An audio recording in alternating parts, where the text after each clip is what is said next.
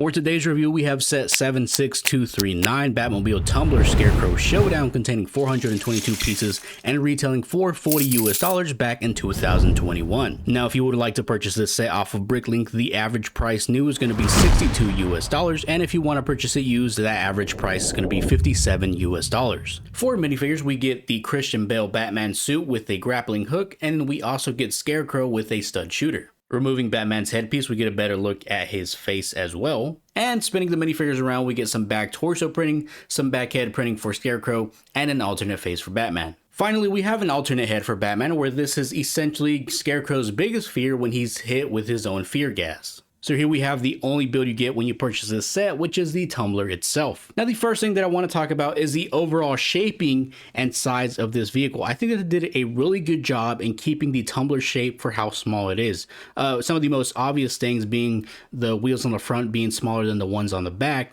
but the other stuff is kind of the paneling on the side and how it really looks like an armored vehicle.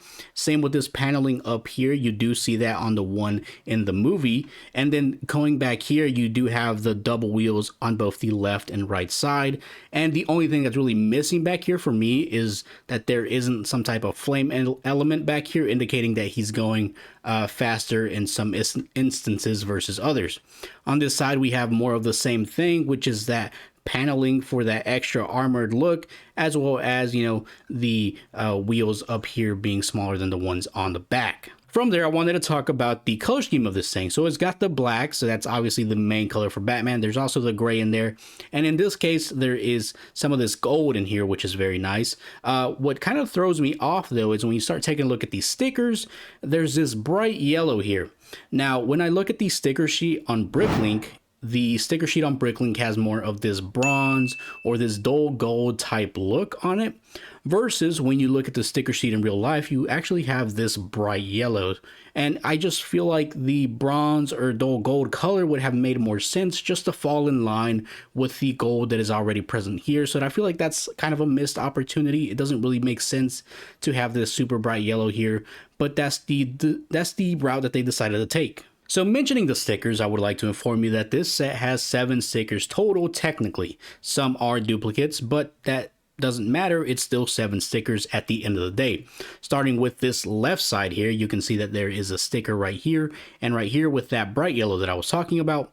Another sticker right here on the front of the vehicle. And if we flip this around to the right side of the vehicle, you can see that we also have another 2 stickers with that bright yellow. And here is that kind of bronzy, dull gold look I was talking about, which I felt like would match this gold a lot better. The final stickers are going to be in the interior, so let's go ahead and take a closer look at that. So in order to get a better look at the interior of the Tumbler, I decided to take this roof piece away so that we can, again, get a better look at the interior there. So it just kind of clips on, but now we're just going to leave it to the side and take a look in here. So taking a look in here, you can see it has 2 seats, which is great. Here are the other 2 stickers in there, which is kind of more of a paneling and stuff like that for the actual Tumbler itself. You can see that there is a steering wheel, and on this back piece here, you have a battering, which is nice.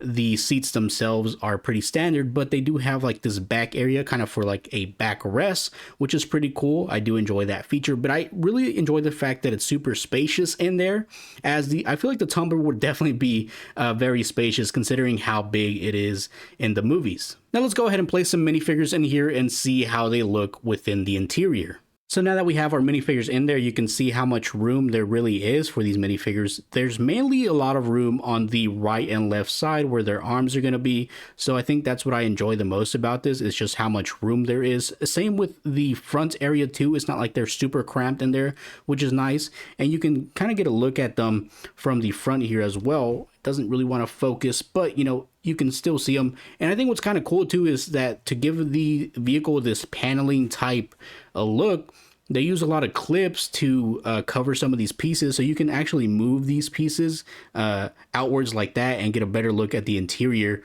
from these windscreens as well. And finally, before moving on to the one and only play feature that this set has, I wanted to give a size comparison. So here is the Pagani Utopia next to the Tumbler, and showing how much bigger the Tumbler actually is versus this vehicle, which makes sense because this vehicle is definitely a very large vehicle within the movies. And the last thing that I wanted to discuss about the tumbler itself is the rollability of it. So you can roll it back and forth. That does work.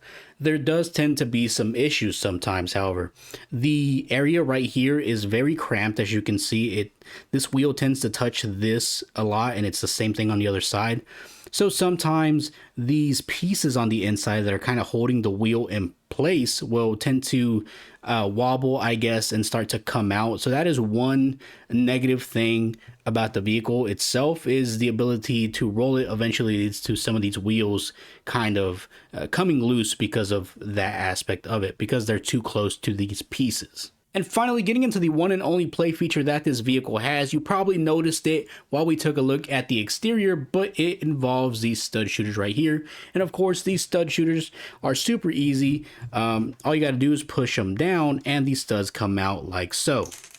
So not a super crazy play feature, but a play feature nonetheless. So again, here's everything you're getting in set 76239 Batmobile Tumbler Scarecrow Showdown, containing 422 pieces and retailing for $40 US back in 2021. Now, do I think that this set was worth that $40 price point? The answer is definitely going to be yes. Now, what I'm going to say is that the set doesn't really shine as a play set. While it does have cool features, such as the rollability, the cockpit, the stud shooters, and an enemy, those aren't really adding so much as a play feature. I think would have been nice would have been a vehicle for Scarecrow, or some type of helicopter, which is a vehicle as well, but you know, something to indicate that the Scarecrow is going away. That would have made more sense in terms of a play set, but this feels more like a display set, which is great as well. So on top of getting two great minifigures, which are Scarecrow and Batman, you get an alternate head for Batman, which is great. But the tumbler itself is a great display piece overall. It does have some downsides to it, but those can be opinion based, except for the issue with the wheels. But that's more if you're going to roll it around as a play set. But the only issue aside from that is going to be the color of these stickers, where I think the bright yellow doesn't make sense in that regard. But overall, it's still great. It has a nice interior.